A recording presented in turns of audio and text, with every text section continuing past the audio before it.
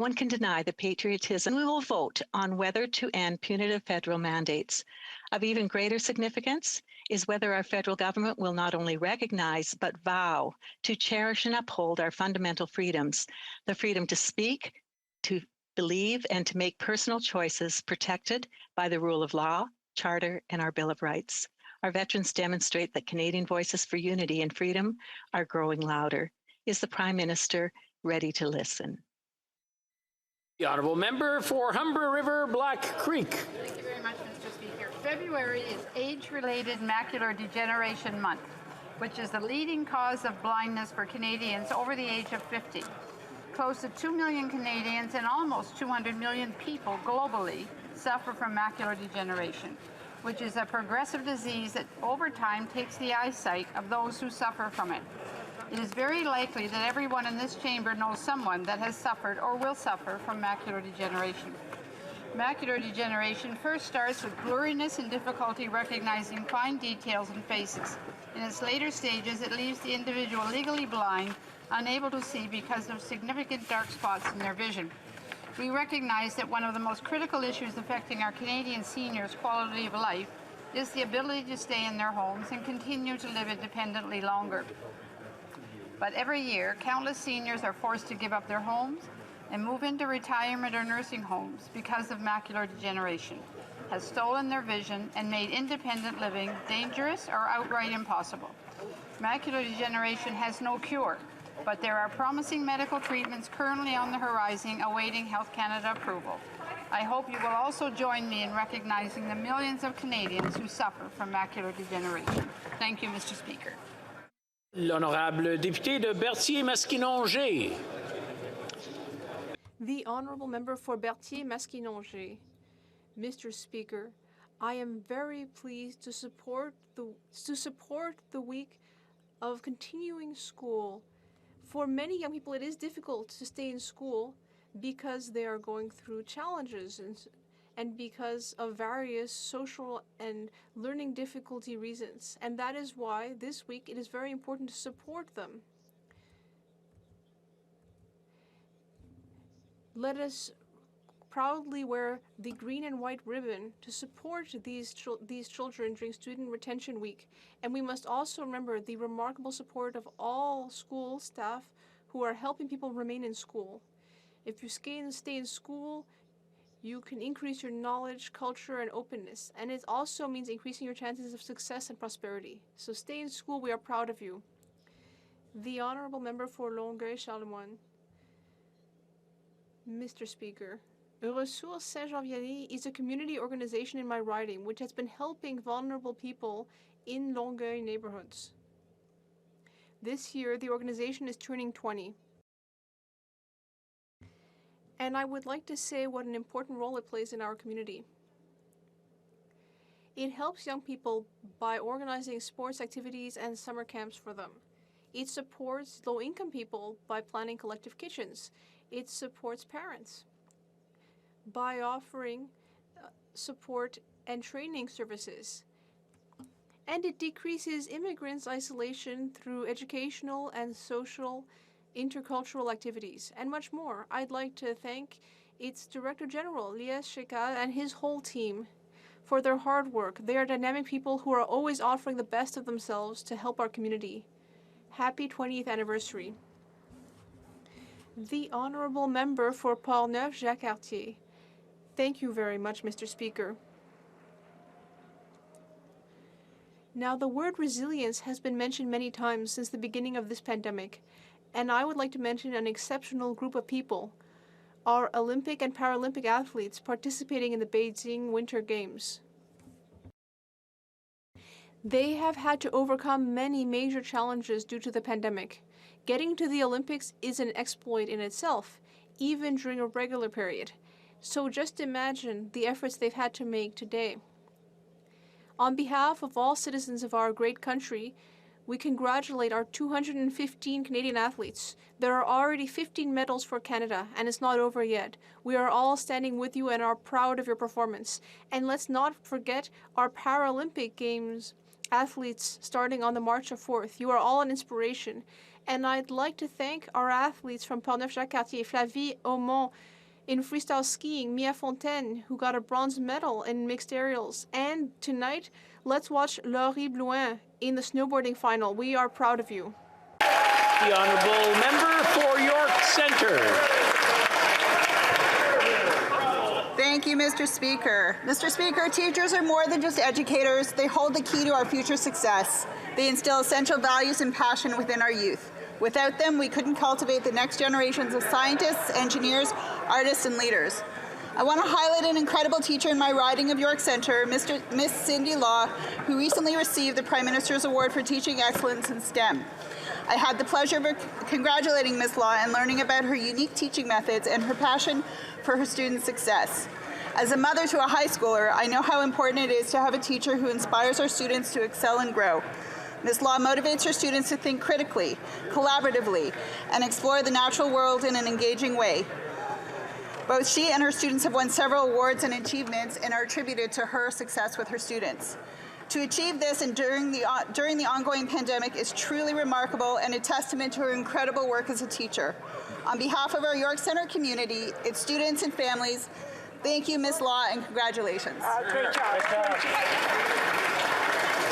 The honourable member for Scarborough Centre. Mr. Speaker, February is Black History Month, and this year we are focused on recognizing the daily contributions that Black Canadians make to Canada. I would like to recognize one of my constituents that is making a difference in Scarborough. Reverend Denise Killart is a powerhouse. She's the force behind the Hope Works Connection, which brings arts to local youth through the Toronto Children's Concert, Choir, and Performing Arts Company. She is also the senior pastor at Kingdom City Church, an important part of our faith community. She is proud of her history. Her father came to Canada from Jamaica, and her mother's family came to Canada through the Black refugee and loyalist movements in Nova Scotia. She has devoted herself to empowering children and the people who love them to work towards fulfilling their full potential in the light of faith, service, and transformational living. Denise's story is Canada's story. I'm proud to celebrate you and everyone making a difference in our community. Thank you. The honourable member for Saskatoon Grasswood. Well, thank you very much, Mr. Speaker. Today, I would like to salute those involved in the Pegasus project. It was a group of Saskatchewan automotive enthusiasts. This group raised over $1 million at the recent Barrett-Jackson auction in Arizona to support STARS Air Ambulance in my province of Saskatchewan. It was a custom-built, one-of-a-kind 1968 Ford Mustang 427 fastback, and it was auctioned off in hopes of raising much-needed funds for the STARS fleet renewal. This initiative was led by co-chairs Vaughn Wyant along with Wayne Helleburra, who brought in Saskatoon actor Kim Coates and Humboldt Bronco bus crash survivor Caleb Dahlgren on board. So I want to say thank you to Barb and Gord Broda of Prince Albert for your passion in supporting STARS Ambulance, and may you enjoy the ride in your 1968 Ford Mustang. The honourable member for Cape Breton-Canso. I rise in the House today to address the protests that have spread across the country. Just last week, my constituency office received a suspicious package in the mail, as did many other Nova Scotian politicians from all levels of government and all different political stripes. Members of Parliament and their staff work hard in the service of their communities. Of course, we'll take criticism from time to time, but it's part of our job, and that's democracy. From a package with an irritant to border blockades and the occupation of our nation's capital, these are not acceptable means of protest. Rather, a disrespect of Canadian democracy that puts safety in jeopardy. Mr. Speaker, through you, I call on every member of this House to stand in solidarity against these unlawful acts. As parliamentarians, these actions will not, and I stress, will not intimidate us or our staff from doing our jobs. Mr. Speaker, all Canadians are frustrated. But as my father would have said if he was here, he would say, the point has been made. Now it's time to go back to your homes. Thank you. Hear, hear. The honourable member for Bay of Quinte. Mr. Speaker, happy Valentine's Day. In addition to Valentine's Day, today is another day relating to matters of the heart, Congenital Heart Awareness Day. Every year, over 260,000 Canadians are born with congenital heart disease. It is the leading birth defect in Canada, affecting 1 in every 100 births. In 2015, my son Teddy was born with a congenital heart defect. We lost him to heart failure just 22 minutes after his birth. There are not many days that go by where we think of what could have been. My wife Allison has been a tireless advocate for women who experience the terror of infant loss and miscarriage. Her motto is always choose love, and she has a blog by the same name. Mr. Speaker, we could all choose love a little more. Please join me in bringing awareness and love to the hundreds and thousands of Canadians suffering each year from congenital heart disease as we work on a cure. Well said.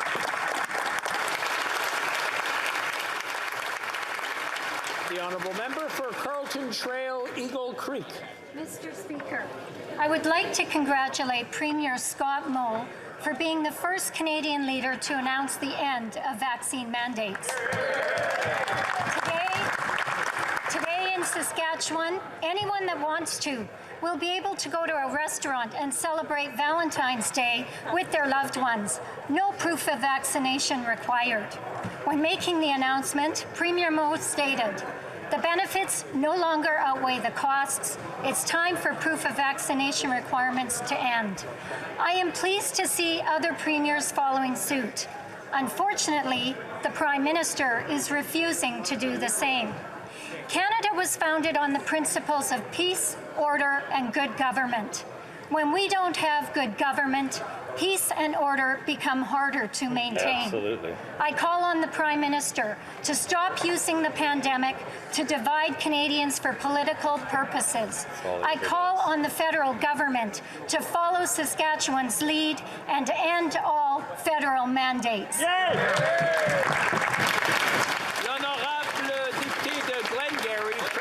The Honourable Member for Glengarry Prescott Russell. Mr. Speaker, I rise today to talk about the exploits of a young athlete from my riding. Valérie Grenier is from Saint-Isidore, and she is part of the Olympic alpine skiing team. The residents of Glengarry Prescott Russell are proud to support her. Valerie, you are a source of inspiration for all Canadians. During this unprecedented and unpredictable period, you have shown courage and resilience. You will inspire a new generation of athletes in our region. We are proud of your participation in the Olympic Games, and we will continue to support you in your career. Your hard work is what has led you to success in this sport that you have been practicing for a great deal of time. To all the other athletes proudly representing the Maple Leaf, take advantage of every moment of this unique experience and know that our country is supporting you. Congratulations, Valérie. Member for Churchill, Kuatnuk-Aski. Mr. Speaker, today, February 14th, marks the annual Memorial March in honor of missing and murdered Indigenous women and 2S LGBTQIA people. Every single First Nation, Métis, and urban community in our region has been devastated by the loss of a loved one who was brutally murdered or forcibly disappeared. As the inquiry into missing and murdered Indigenous women pointed out, this is genocide. 231 calls to justice must be realized, from ending poverty to housing, action rooted in the absolute need for decolonization. At a time where much attention has been given to the illegal occupation of our capital, we are clear that the systems of settler colonialism, including policing, are part of the problem when it comes to violence against Indigenous women. Today, we remember, we honor, and we recommit to pushing for action now. We cannot rest until no Indigenous woman, girl, two-spirited person goes missing or is murdered again. There must be justice now. L'honorable député de... The Honourable Member for Rimouski-Neigette, Témiscouata-les-Basques. Mr. Speaker, I am very proud to speak today about Saint-Narcisse de Rimouski's 100th anniversary. On February 13, 1922, an area was detached from Sainte-Blandine and gave rise to this new municipality. At the time, there was a desire to occupy the hinterlands, and that motivated the first people living there to clear the land, to work it, and raise their children there. 100 years later, there is now a proud community there with strong roots, but also turned to the future. There is a central place of agriculture and forestry in this area, but there is also a great deal of tourism and a very busy cultural calendar. And it all says a lot about the festive spirit that reigns in the area all year long. For example, there's wonderful energy at the haymaking festival and the very famous snowblowing races at the winter carnival. It's great living in the area. And I'd like to wish everyone there a happy 100th anniversary. Mount Dundas, South Glengarry. Mr. Speaker, today Canadians are awaiting the vote on our Conservative motion calling for a plan and timeline to end all federal mandates and restrictions in Canada. For over 2 years, Canadians have done what is asked of them. They followed the rules. They did what it took to get us to a point where we can finally see the end of this pandemic. Other similar countries around the world have given hope and provided leadership by releasing their plans. Canada is one of the most vaccinated countries in the entire world, and that should be celebrated. And we should be celebrating where the science and data by medical experts is headed. Instead, our country has never been more divided, angry, and pessimistic. The Prime Minister created this mess by his tone and unacceptable language when attacking those who disagree with him. So today, Parliament has a choice: to provide hope and optimism with a clear plan and timeline to end federal mandates, or to plunge us into further chaos and division in a time where the opposite is needed.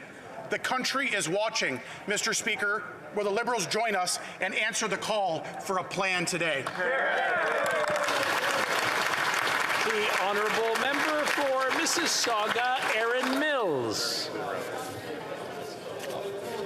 I'll give you that one. Thank you. My neighbors, my colleagues, our healthcare workers, for my country, I will not be bullied. These words written by Ms. Jean Yoon and countless Canadians over the past few days have become a rallying cry. Make no mistake, after 2 years, we're all tired of this pandemic. We're tired of not being with our loved ones, of seeing small businesses and communities struggle. We're tired of this illegal blockade that has terrorized Canadians and attacked our supply chains.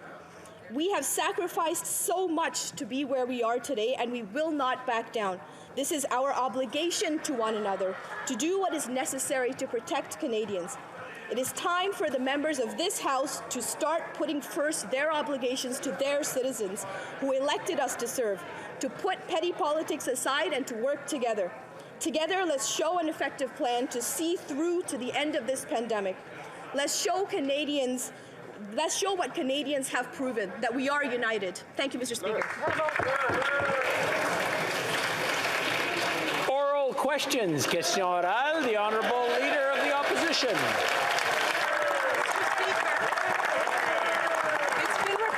The Prime Minister is planning to invoke the Emergencies Act to deal with the current protests in Ottawa and in some parts of the country.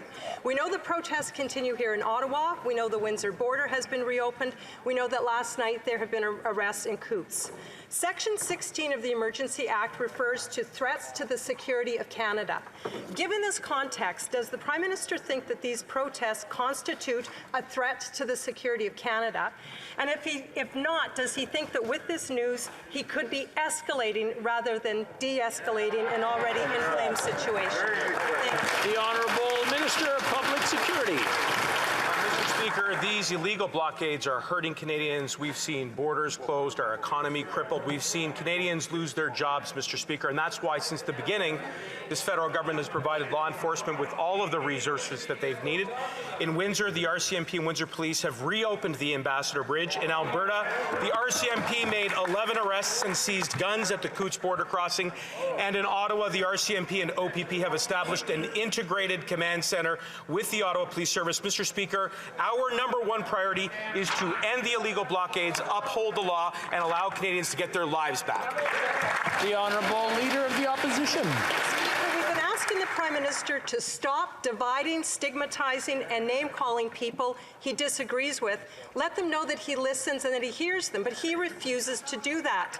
Today we are voting on a Conservative motion, a reasonable motion that asks the government to present a plan for a reopening by the end of the month. This should be a time of optimism and joy for Canadians, not division and fear. Can Canadians count on the Prime Minister to do the right thing? And today, stand up with us, support our motion, and give Canadians the hope that they deserve so much. Minister. Mr. Speaker, it does not really matter whether certain members of the opposition have been merely irresponsible or recklessly complicit. But what this country is facing is a largely foreign-funded, targeted and coordinated attack on critical infrastructure and our democratic institutions. The illegal border crossings are clearly intended to harm Canada and hurt Canadians. And our government, Mr. Speaker, is prepared to do whatever is necessary to restore order and to protect Canadian interests. The Honourable Leader of the Opposition. It's clear the Prime Minister and these Liberals are still big fans of polarization, division, and negativity. 2 years into this pandemic, Mr. Speaker, Canadians deserve, in this moment, some optimism and some hope for the future, and they deserve leadership from their government. They need to know when the federal mandates and restrictions will be lifted. That is not an unreasonable ask. So again, will the Liberals, will their Prime Minister, will their ministers, will the backbenchers stand up for their constituents, vote with us to present some optimism and some hope for Canadians? The Honourable Government House Leader. Mr. Speaker, at every turn in this crisis, the Conservatives had an opportunity to de-escalate, to talk to those that were outside about dispersing and moving on. Instead, what we see is from the interim leader of the Conservatives who came out and said that they should continue this for political purposes. Right. The member for Carleton, who is currently a leadership candidate, out saying that he's proud and stands with the illegal activity that's happening outside. The member for Yorkton Melville saying that ripping down barricades protecting the war memorial was an act of profound patriotism, passionate patriotism. They're failing leadership here. Mr. Speaker, put this. The Honourable Member for Mégantic-L'Érable. Thank you, Mr. Speaker. Canadians won't be fooled. They understand the political games of the Prime Minister. First, he voluntarily chose, well, according to his own members, people from his team are saying this, to politicize and to devise and stigmatize to win an election. Then he chose to politicize the pandemic, and that's what he's still doing today. Mr. Speaker, Section 15 on the Emergencies Act, in terms of Canada's security, could be adopted. How can the Prime Minister justify the recourse of emergency measures? The Honourable Minister. Mr. Speaker, blockades are hurting Canadians and they have to end. We're going to act responsibly. The RCMP and Windsor Police Force have reopened the Ambassador Bridge. The RCMP has arrested 11 people. In Ottawa, the RCMP have established a command center with local police, and our absolute priority is to end illegal blockades and to make sure the law is enforced and to allow Canadians to travel. Honourable Member for Mégantic-L'Érable. Mr. Speaker, the situation is unfolding today, and it could have been avoided. The Prime Minister divided Canadians during his campaign, and his caucus is now divided. And he continued to hide for days instead of reducing tensions. People want things to be resolved peacefully. We don't want to see the army in the streets. Will the Prime Minister vote in favor of our motion and present to all Canadians a plan like all other governments have done? Thank you. The Honourable Government House Leader. Mr. Speaker, there's a clear choice for the Conservative Party to de-escalate the situation, to tell people that it's time for them to leave Ottawa immediately.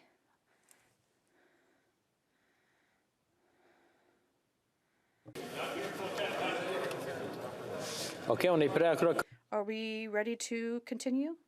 The Honourable Government House Leader. On Twitter, the Conservative Party continued to applaud the illegal action that was taking place outside. The Conservatives may have their next leader who has said that he's very proud of the illegal action that's taking place outside. That is absolutely irresponsible. We are going to work very hard to put an end to this situation outside. The honourable member for La Prairie. The Prime Minister intends to invoke the Emergencies Act to deal with the occupation of Ottawa. He'll have 7 days to get the extraordinary powers he wants to be ratified by the House. But he refuses to say exactly how he intends to use these powers, yet the public has a right to know. We cannot wait for the content of the plan to drag on for 7 days. We're not going to give them a blank check when we're talking about extreme powers, including the use of the army. Will the Prime Minister reveal his detailed plan today? The Honourable Minister. Mr. Speaker, since the beginning, the Ottawa Police have acted responsibly in their response, and there has been logistical support, integrated command center with the RCMP and the OPP, and our absolute priority is to end the blockade and to enforce the law so that people in Ottawa can return to their normal lives. The Honourable Member for La Prairie. They've been doing nothing for 3 weeks. There are some things we do know, but we don't know what the Prime Minister's plan is. We know that Quebec is opposed to seeing the Emergencies Act imposed. We know that the crisis in Quebec has been much better managed than elsewhere in Canada. If the Premier of Ontario wishes to see emergency measures in his province, that's his choice. But does the government commit to not imposing the Emergencies Act in Quebec? The Honourable Minister of Public Safety. Mr. Speaker, as I've already said several times now, since the beginning of this crisis and of this convoy, we added resources to police services in Ottawa and in Windsor, and there's been a lot of progress made by the police. But now we have to reunite as members of this House and put pressure to end this convoy. For New Westminster, Burnaby. People in communities across our country are feeling the impacts of the occupations. Healthcare workers, retail and grocery store workers, truck drivers, small business owners and residents have lost their jobs and livelihoods and have been intimidated and even assaulted during these occupations. Where was this Prime Minister 18 days ago when this started? If he'd showed leadership and acted promptly, we wouldn't have to talk about emergency measures today. Canadians want to know why the Prime Minister let things get so bad. Why has it taken him so long to show any leadership at all? Honourable Minister. Thank you very much, Mr. Speaker. And let me acknowledge the terrible impact that these blockades and these actions have had on ordinary Canadians. We've not only seen terrible disruptions to the lives and the safety of the people of Ottawa, but right across the country. These blockades have resulted in true harms to the people of Canada. We've seen idled workers. We've seen the interruptions to the supply chain of goods and services. And, Mr. Speaker, right from the outset, we have provided support and advice to law enforcement and to the provincial and territorial governments. But, Mr. Speaker, as this event has evolved, we have seen greater threats to critical infrastructure, to the lives and safety and interest of Canadians, and we are prepared to do what is necessary. The Honourable Member for Rosemont, La Petite Patrie. Mr. Speaker, the reality is that this Prime Minister was absent since the beginning of the convoy crisis, and that's nothing new. He's been absent from the housing crisis, absent with the rising cost of living, absent in the face of the climate crisis, and on health transfers. Today, people feel left behind, abandoned. They want a Prime Minister who won't wait for the worst to happen before taking action. Why is this Prime Minister refusing to act when people really need help?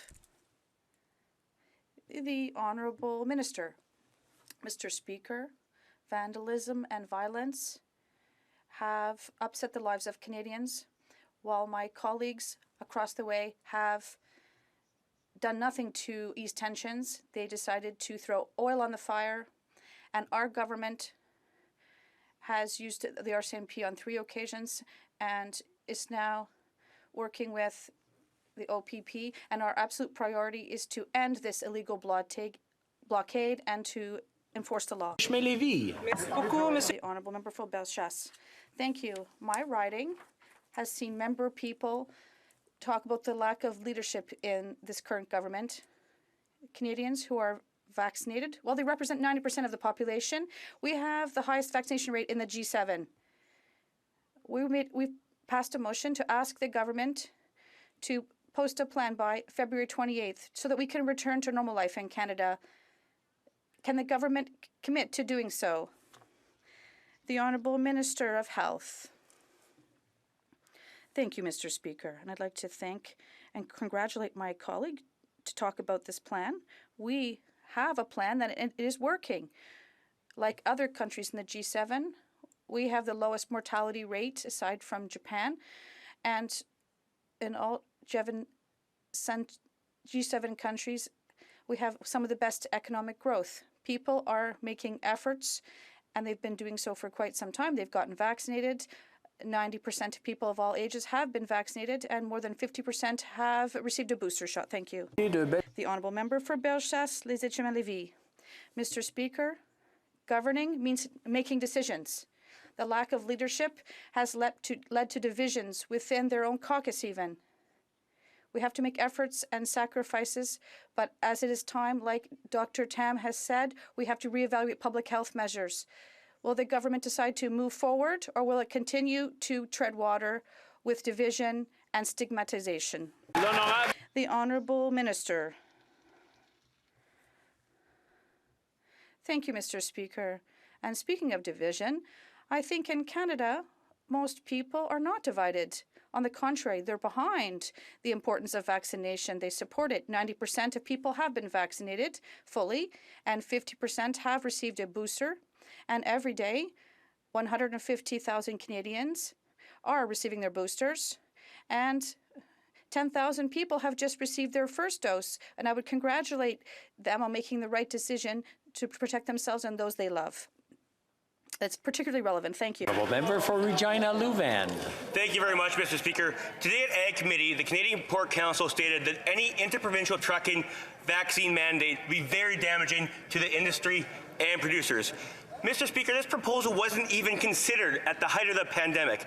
Now Canadians are lining the streets in Ottawa, they're clogging major economic arteries, and they're getting pressure to the Prime Minister in every direction to ask when we have a clear plan to move this country forward.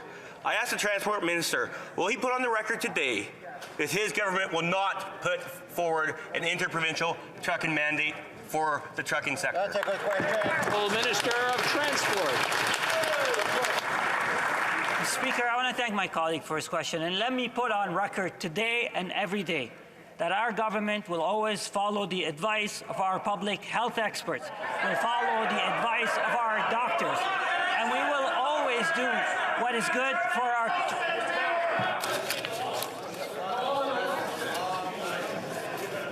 No, sit down. We're not done yet. We're waiting for some silence. I was silent, sir. Yes, you were silent. Nobody else was. The Honourable Minister of Transport. Mr. Speaker, I don't know why it upsets them when we say we follow public health advice. I don't know why it's so irritating for them. We will do what it takes to protect our truckers, to protect our transportation industry workers, and to protect our economy. And I know people are frustrated with public health measures, but we will do what's right because Canadians understand that this is for their own good and this is for the good of the... The Honourable Member for Regina Louvain. Thank you, Mr. Speaker, and I'm so happy to hear that answer.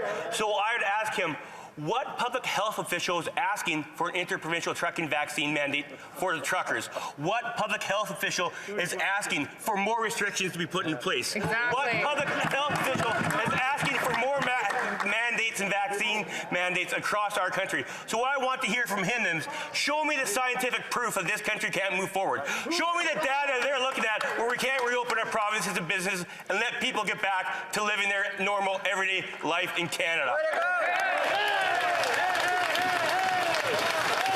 The Honourable Minister of Transport.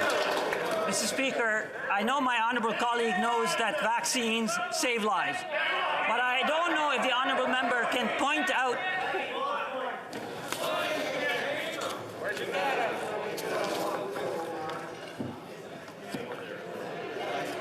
Okay, the Honourable Minister, right from the top, please, so we can hear your full answer. So I know that my honourable colleague knows that vaccines save lives. I also don't know if my honourable member can point out to a single doctor that can say the pandemic is over. I don't know if my honourable colleague can point to a single scientist that says the pandemic is over. We will do what it takes to protect the health and safety of Canadians. We will respond to the advice when we ease measures. We will ease measures when we know. But the one thing I can tell you, Mr. Speaker, an honest leadership tells Canadians that we don't know what the future holds, but we must remain prudent. The honourable member for Calgary Nose Hill. Mr. Speaker, as the Minister of Public Safety correctly stated, it was the Windsor Police and law enforcement in Alberta that are diffusing the illegal public infrastructure blockades that have traumatized Canadians. In fact, it's not been the federal government. In fact, the Prime Minister has been inflammatory at best and unresponsive at worst as this crisis has mushroomed and traumatized Canadians. How can the Prime Minister justify asking for unprecedented power through the Emergencies Act when he's failed to exercise leadership with the authority that he already has? The Honourable Minister for Public Safety. Once again, I want to thank the members of the RCMP who aided the situation in Windsor, and as a result now, we have an ambassador bridge that is reopened, which means that Canadians are going to get back to work and our economy is going to continue to roll on. But Mr. Speaker, I'm quite surprised to hear my honourable colleague asking about the inflammation of the situation outside this chamber when it was the interim leader who said, and I quote, "Don't go home. Let's make this a problem for the Prime Minister, Mr. Speaker." That is how you inflame the situation, and that's why it's important that the Conservatives call on the illegal blockades to end so that Canadians can get their lives back. Member for Calgary Nose Hill. That was embarrassing. Canadians aren't looking for finger pointing, they're looking for leadership right now. This is an unprecedented public crisis, but the federal government has done nothing. They have not responded to the provincial government's requests for resources to end this crisis. And now they are asking to invoke the Emergencies Act, which has never before been invoked in Canada, and several provinces have already said no. Good. It seems as though that they want to invoke the Act to get provincial governments to shoot it down as a way of abdicating use of their existing powers, which they have at their disposal. Why are they doing this instead of taking leadership? The Honourable Government House Leader. Talk about leadership when you see illegal actions occurring outside of this place, when you see border crossings and bridges being blocked, when you see these illegal actions, what is responsible leadership? I'll tell you, it absolutely isn't. Saying that you're proud and you stand with the illegal actions that you're seeing. It absolutely is not equivocating in terms of some of your members saying continue and stay and egg them on, and then say sometimes in the House maybe you're against it, and then tweet something that you're for it. That is not leadership. What leadership is, it's exactly what we're doing every day, with patience and with caution and prudence, making sure we safely end this. The Honourable Member for Avignon-La-Matisse-Matane-Matapedia. Mr. Speaker, people hate a void. So in the face of a vacuum in federal leadership, people have stood up to potentially dangerous occupiers because they feel that their government has let them down. Citizens, as brave as they are, have put themselves at risk because of this government. Citizens, after 3 weeks of chaos, thought they could only rely on themselves. Mr. Speaker, protecting the public is the basis of the contract between people and their government. Does this government realize the impact of its leadership vacuum? The Honourable Minister of Public Safety. Mr. Speaker, I'd like to thank my colleague for her question, and I agree entirely with her. It is a priority for our government to enforce legislation. We have to respect the rights of people in Ottawa, and since the beginning, we have supported police services with more resources, with more people, more officers, and we're going to continue to work together with all levels of government to protect Canadians. Thank you very much. The Honourable Member for Avignon-La-Matisse-Matane. We agree that there is a vacuum then.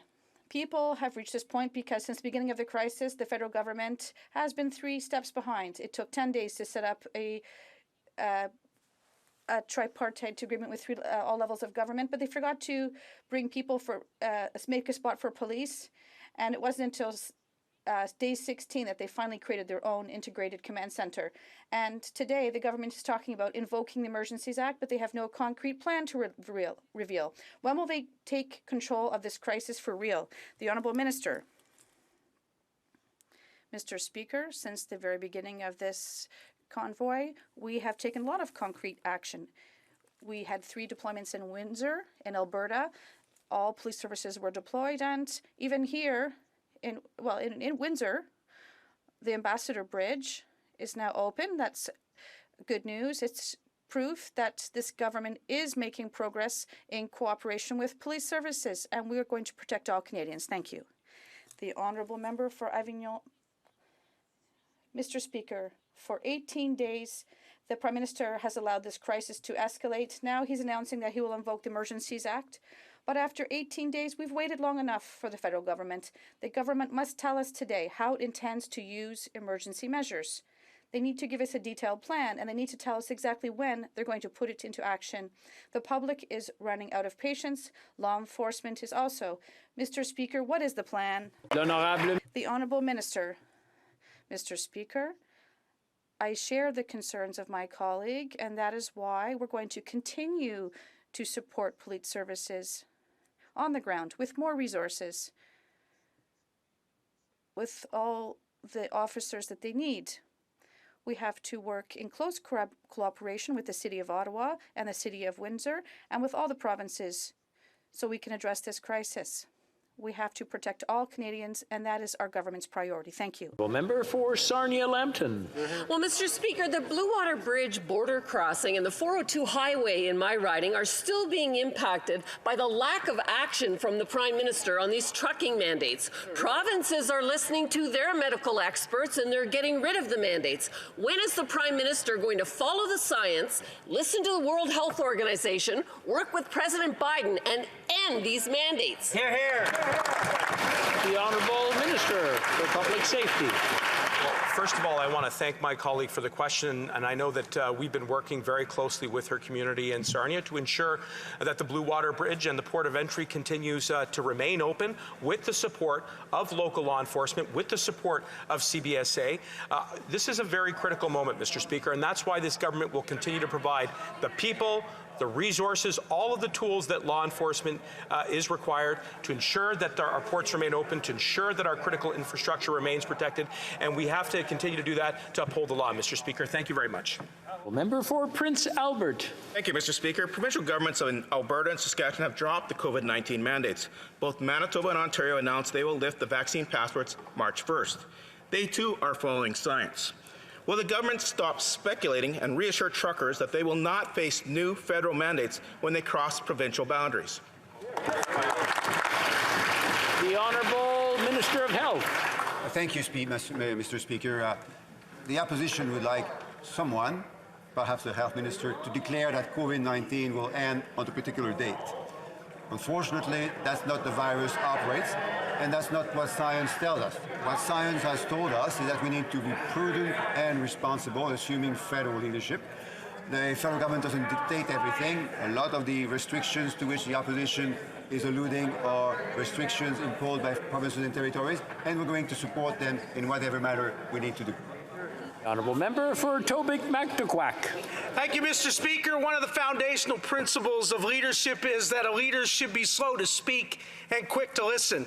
We see a lot of talk from this Prime Minister, but not a lot of listening. Canadians are speaking clearly, and they want their lives back. Yes. When will the Prime Minister stop the division, stop the traumatizing, stop the name-calling and scapegoating, and instead start to listen to what Canadians are saying from coast to coast? Canadians are doing their part. When will the Prime Minister do his and end these divisive mandates? Yeah. The Honourable Government House Leader. The Conservatives, the party opposite, has been doing a lot of talking, and I would pose back to them this very clear question. When the member for Yorkton Melville said that ripping down barricades in front of the War Memorial was an act of patriotic passion this weekend, when their aspirant leader is saying that he's proud of the illegal actions outside and stands with him, is that the position of this caucus across from us? And I would ask ask if they would stand up and condemn these incendiary tactics that are escalating this situation and join with us to say it's time for the folks outside to go home. Hear, hear. The honourable member for Winnipeg Centre. Mr. Speaker, February 14th is the Women's Memorial March in honor of murdered and missing Indigenous women, girls, and Two-Spirited. Despite the national inquiry, the final report, the Liberals' weak national action plan, the violence continues. Last week, I attended the beginning of the inquest into the death of 16-year-old Aisha Hudson, killed by the Winnipeg City Police Service. Her family and thousands of others deserve justice. This government needs to immediately stop political soundbites and instead offer meaningful solution. Mr. Speaker, when will this government implement the calls for justice and stop the genocide? Full Minister. Thank you, Mr. Speaker. And frankly, the member opposite is absolutely right. We've invested $2 billion in the federal pathway, and as we approach in June to the first anniversary, survivors, 2S LGBTQIA+ persons are looking for results and outcomes. And so this is something that we say is whole of government, but implies every minister in our cabinet and frankly everyone in this House to make sure that we're living up to our goals and the calls for justice, which are vast in nature, but first and foremost have to be trauma-informed and focused on those who are still suffering in silence and those courageously speaking out. We will be there for them. This is a whole of government approach. This is a whole of Canada approach, Mr. Speaker, and the member opposite is absolutely right. The honourable member for Nunavut. For too long, families of First Nations, Métis, and Inuit women, girls, and 2S LGBTQIA members have suffered violence, injustice while consecutive Liberal and Conservative governments stood by. 6 years since the Liberals came to power, and things are only getting worse. In May 2020, Pauktutit Inuit Women's Association of Canada announced its concerns for delays in implementing the MMIWG calls for action. They called for a commitment of federal funding of $20 million. They are still waiting. We need to make sure that organizations who support girls and Indigenous girls and women can do. The Honourable Minister for Indigenous and Crown Relations. Thank you, Mr. Speaker. And just this past Thursday, I was honored to stand with Rebecca Hulu, who is the president of Pauktutit, and award her the award for Women, Peace, and Security for her role in peaceworking and peacemaking inside this country. It isn't something that we do and stand up and say we need to do internationally. It's something we do need to do internally. If it weren't for Rebecca Kudlu and the organization of Pauktutit, the advocacy perhaps around shelters in the far north and for Inuit Nunangat, including in here in Ottawa, wouldn't have gotten done or perhaps not done as quickly. We have a lot of investments that we need to be made. They have to be invested in communities. They have to be invested in Inuit Nunangat. And I think the honourable member for Pitt Meadows, Maple Ridge. Thank you, Mr. Speaker. Commercial fishers on BC's coast are at their wits' end. They managed to get through 2 years of COVID impacts. And now, just when things look like they might be getting better, this government is causing more undue hardship by slashing the Pacific herring harvest rate. This decision was made with no scientific explanation, no consultation, no compensation, no concern for the livelihoods of fishers and including Indigenous operators. If the minister doesn't base her decision on science, what does she base it on? The Honourable Minister for Fisheries. Thank you very much for the question through the Mr. Speaker. And we are on the Pacific coast. We are facing an absolute crisis in our wild Pacific salmon. Salmon feed on herring, and the herring stocks are very fragile to begin with. So that's why I took a more precautionary approach to the herring fishery this year, so that we could protect wild salmon and rebuild the herring stocks to its former abundance. Thank you. Honourable member for Vaughan Woodbridge. Thank you, Mr. Speaker. As our economy continues to recover from COVID-19, Canadians from coast to coast to coast, including in my riding of Vaughan Woodbridge, understand that competition will be a driving force behind innovation, efficiency, and adaptability. Now more than ever, effective and modern competition laws and enforcement are necessary to promote affordability for middle-class Canadians, foster growth and entrepreneurship, and maintain resilient supply chains. Could the Minister of Innovation, Science and Industry kindly update this House as to how the government is modernizing our competition regimes? Thank you, Mr. Speaker. Minister of Innovation. Whoa. Mr. Speaker, I'd like to thank my colleague for an excellent question today and all his hard work on behalf of his constituents. Mr. Speaker, you know that our government is firstly committed to promoting a healthy, competitive environment in the Canadian economy. We are. That's why last week, Mr. Speaker, I was proud to announce that we'll undertake a thorough review of our competition laws, including tackling wage fixing arrangement, modernizing our enforcement regime, colleagues should be happy with that, and fixing loopholes, Mr. Speaker, that harm small businesses, consumers, and workers. We should all be happy about that, Mr. Speaker. The Honourable Member for Mission Matsqui, Fraser Canyon. Thank you, Mr. Speaker, and a little bit more of a serious question. Members of all parties have outlined in this House that British Columbia will need additional funds to recover from the recent disasters and to plan for future disasters. BC's appreciative of the collaboration with the federal government thus far. So my question today to the Deputy Prime Minister, will the upcoming federal budget include specific line item funds for dike and flood infrastructure, flood preparation and planning, and forest fire mitigation? The Honourable Minister. Thank you very much, Mr. Speaker. And I'd like to thank the member opposite, not only for the question, but for his ongoing collaboration and hard work on behalf of his constituents. I also like to take the opportunity to assure the member that we are working very closely with the BC government, and we have made commitments to be there for the people of British Columbia, not only as they recover from the terrible floods of last fall, but as they build a more resilient community. We will be there to support them, and we're working hard with them to do so. Thank you. The Honourable Member for Coast of Bay Central Notre Dame. Since 2015, 5,500 jobs have been lost in the Newfoundland and Labrador offshore oil and gas industry. The Baden-Order project has been highly anticipated in my province for quite some time. This project represents a $12 billion investment in our offshore and $25 billion in revenues over the life of the project. After 1,285 days of endless red tape, can the Environment Minister tell us when will the Baden-Order project be approved? The Honourable Minister.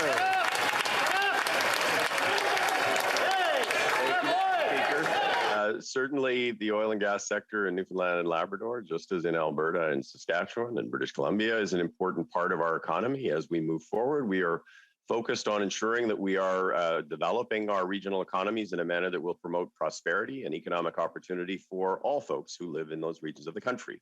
As the Honourable Member knows, the Baden-Order project is subject to an environmental assessment, which will continue, and will eventually come to a decision. But we are certainly focused on ensuring that we are working collaboratively with the Government of Newfoundland and Labrador. The Honourable Member for Coast of Bay Central Notre Dame. Right on. That's about what I was expecting. The government may be split over supporting this project, but the people of Newfoundland and Labrador are very united, with a weekend poll showing 85% support. After years of arduous environmental assessment, the Environmental Assessment Agency has given a green light to Baden-Order. Will the minister respect the authority of the Environmental Assessment Agency and approve the Baden-Order project? Yes or no? The Honourable Minister of the Environment. Certainly, as the Honourable Member would be aware, we are working actively with the Government of Newfoundland and Labrador on moving forward with respect to economic opportunities that will benefit Newfoundland and Labradorian families, just as we are doing that in provinces and territories across this country. We will continue to work collaboratively with Premier Fury, with the oil and gas industry, with the offshore wind industry, and other opportunities for Newfoundland and Labrador to increase and ensure the prosperity for its citizens going forward. L'honorable député de Salaberry-sur-Roi. Monsieur le Président, après... Mr. Speaker, after 8 months of pressure, the government is finally admitting that it's heartless to cut the guaranteed income supplement for least wealthy seniors. As soon as the government admitted that it had made a mistake and that mistake plunged seniors into misery, the solution should have been implemented quickly. The Deputy Minister told us that a computer problem is preventing her from compensating victims of the mistake. Seniors cannot wait until May because of a computer bug.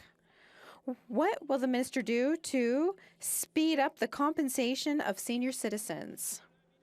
The Honourable Minister. Mr. Speaker, we know just how difficult this pandemic has been on seniors, and on this side of the House, Mr. Speaker, we've been there to support them. And as announced in the fiscal update, we will be delivering a one-time payment to fully compensate those affected in 2020. Mr. Speaker, last week, we also introduced Bill C-12 to exclude any pandemic benefits for the purposes of calculating GIS going forward. And I'm calling on all parties to quickly pass this bill to prevent any future reduction in GIS for low-income vulnerable seniors. Mr. Speaker, this is something that we can all get behind, and I hope the honourable member will move forward on this. Thanks. The honourable member for Salaberry-sur-Roi. Une faute avouée. Mr. Speaker, this mistake can't just be forgiven just because they admitted it. It's been 8 months that seniors have been making sacrifices. How can seniors endure months more of misery because of a computer problem? The government's proven that they can get the checkbook out quickly during the pandemic. When will seniors finally be able to do their groceries with dignity? What will the minister do to send that payment more quickly to the most vulnerable seniors? The Honourable Minister. Mr. Speaker, our government's priority has been there to support those most vulnerable, especially those most vulnerable seniors. That is why we worked so hard to strengthen income security for them, including increases to the GIS that has helped over 900,000 low-income seniors. That is why precisely we introduced Bill C-12 to exclude any pandemic benefits for the purposes of calculating their GIS. We're also making a major investments through the one-time payment, and to get that money out as quickly as possible, Mr. Speaker, we're always going to be there for seniors. The honourable member for Calgary, Forest Lawn. 9 months before Kabul fell, 23 Liberal MPs sent a letter to the Ministers of Immigration and Foreign Affairs warning them of the danger Afghan interpreters and those that serve Canada would face when the Taliban took over. They pleaded to help those families to immigrate to Canada with their families as soon as possible. Why did this government fall on deaf ears and ignore their own MPs and abandon thousands of Afghan interpreters and our allies, leaving them in harm's way? The Honourable Minister of Immigration. Mr. Speaker, I thank the honourable member for the question. I think it's important to reflect on the fact that during the fall of Kabul there was an absolute emergency, and we did what we could to rescue thousands of vulnerable Afghans who are now living in Canada. I'm pleased to share today that there are more than 7,500 Afghan refugees living in Canada today. The situation in I'm going to have to interrupt the Honourable Minister of Immigration. That's what I heard.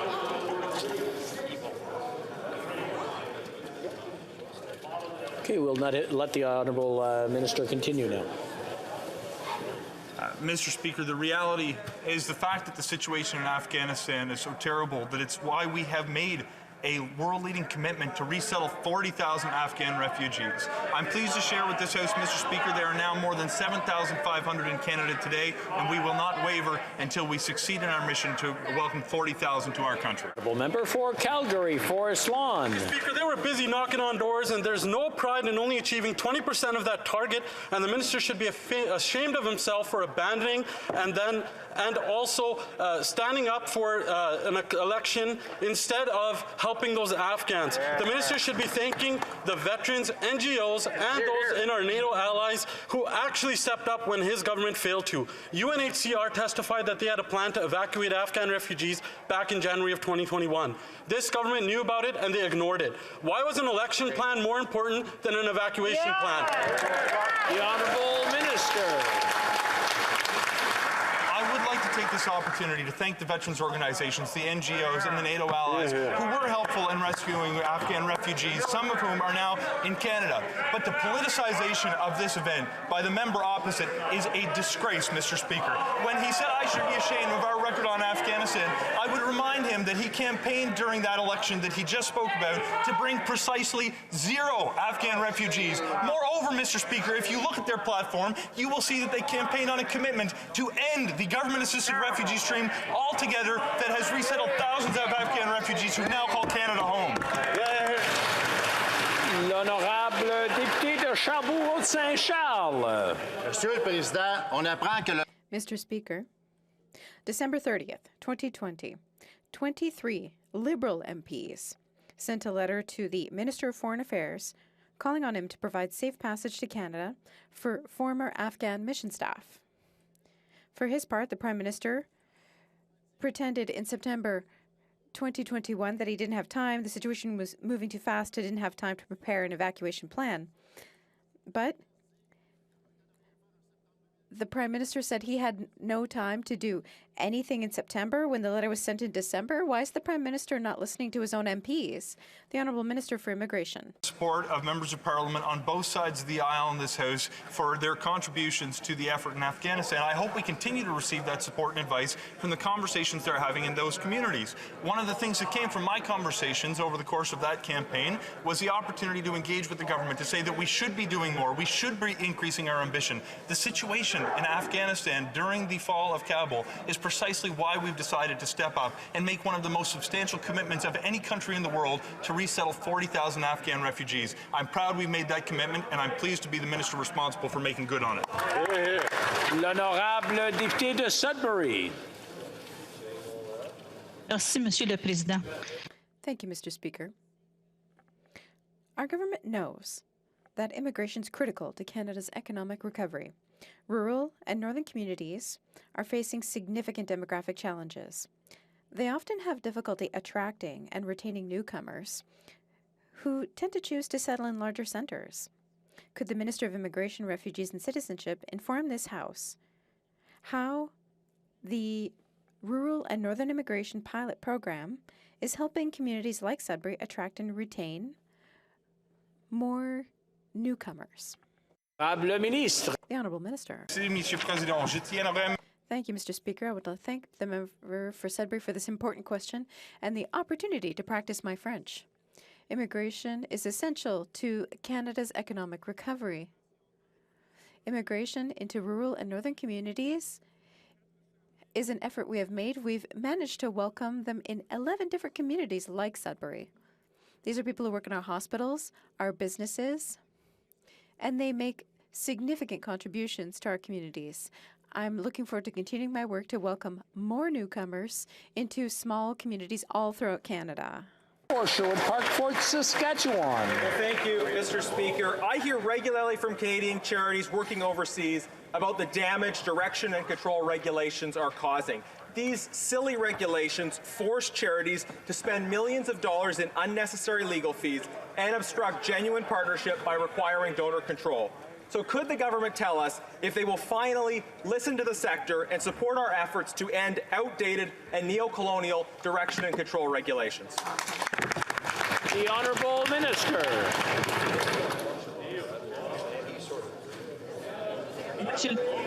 Monsieur le Président, que je peux dire à... Mr. Speaker, what I can tell my colleague is that the Revenue Agency works with all charitable organizations to make sure that they respect the law and the rules. We'll continue to do our work. I invite my colleague, if he has any specific questions, to contact my office. Thank you. Member for Northumberland, Peterborough South. Mr. Speaker, for far too long, direction control regulations have limited the collaboration between charities and other organizations. That's why I'm proud to sponsor Bill S-216 in this House. Bill S-216 would replace direction control with an accountability framework that would allow for constructive and equal partnerships between charitable organizations and the communities they serve. It has already passed the Senate unanimously. Will this government commit to working with us to ensure this bill passes during the 44th Parliament? The Honourable Minister. Monsieur le Président, notre organisme va continuer de travailler. Our organization will continue to work to end discrimination based on race, ethnic origin, sexual orientation, disability. Processes are in place to deal with these subjects of concern. Earlier this year, I announced a summit on Islamophobia. A systemic study is addressing the concerns of Muslim communities. I appointed a member of Muslim community to be part of our committee, and these types of actions will allow the agency to pave the way to a more inclusive future for our country. Thank you. Saskatchewan. Mr. Speaker, respectfully, that was a much worse answer than I was expecting. This is a question about direction and control. Again, to the minister, or some minister, we want an answer about direction and control regulations. Bill S-216 from my colleague has been before this Parliament and the Senate for years in the same form. Surely the government is aware of it. Surely the government has heard from someone in the development sector. So could we please get an answer to the question? Could we please get some good news instead of nonsense talking points on completely different issues? What is the government's position on reforming direction and control? The Honourable Minister. Mr. Speaker, I want to reassure my colleague that the Canada Revenue Agency respects the rules, the regulations, and measures in place. The agency makes sure that people respect their agreements with the government.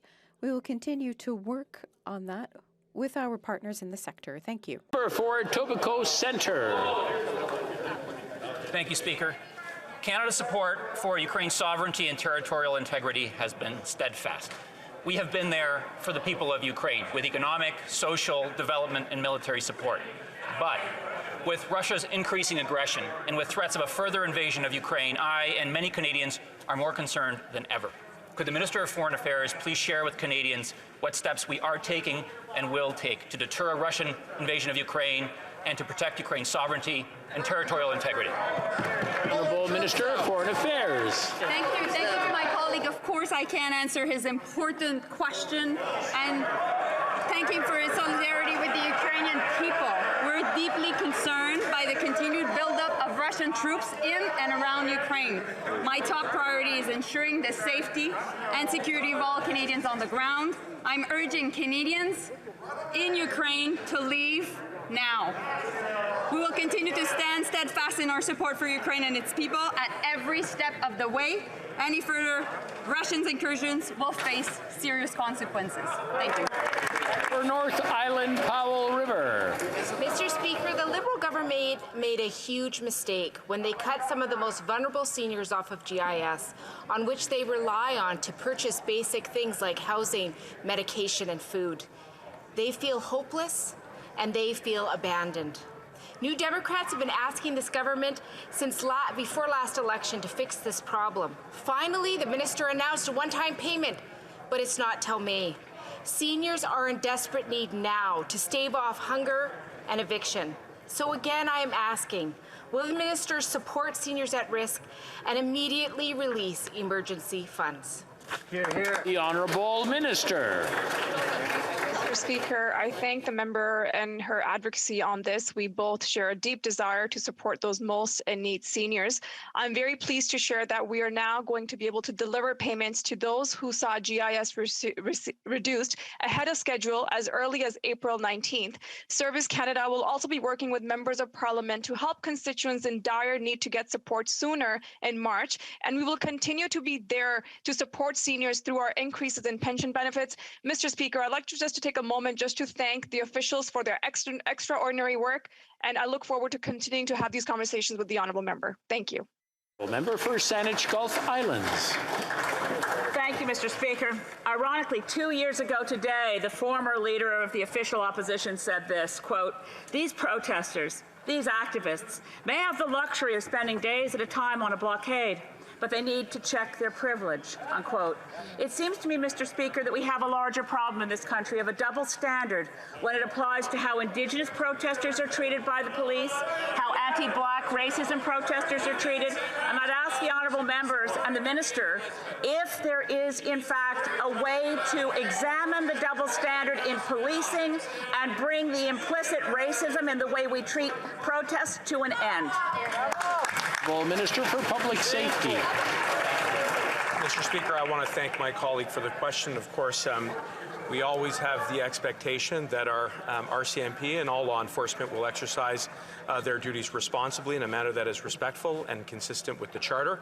I would point out that over the last number of days, that law enforcement, including the RCMP, have done an exceptional job, and I would like to thank them for ensuring that we can get our economy going by reopening the border, by allowing Canadians to get back to work, Mr. Speaker. And the only double standard that I think we're all worried about here is when the Conservatives are going to finally join with the government and call on the illegal blockade to go home. I'm afraid that's all the time we have for question period today. C'est tout le temps que nous avons aujourd'hui. That's all the time we have.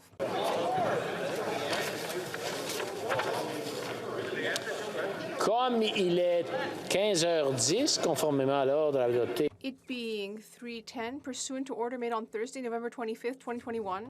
To the taking of the deferred recorded division on the motion of Ms. Bergen relating to the business of supply. Convoquez les députés. Call in the members. Merci.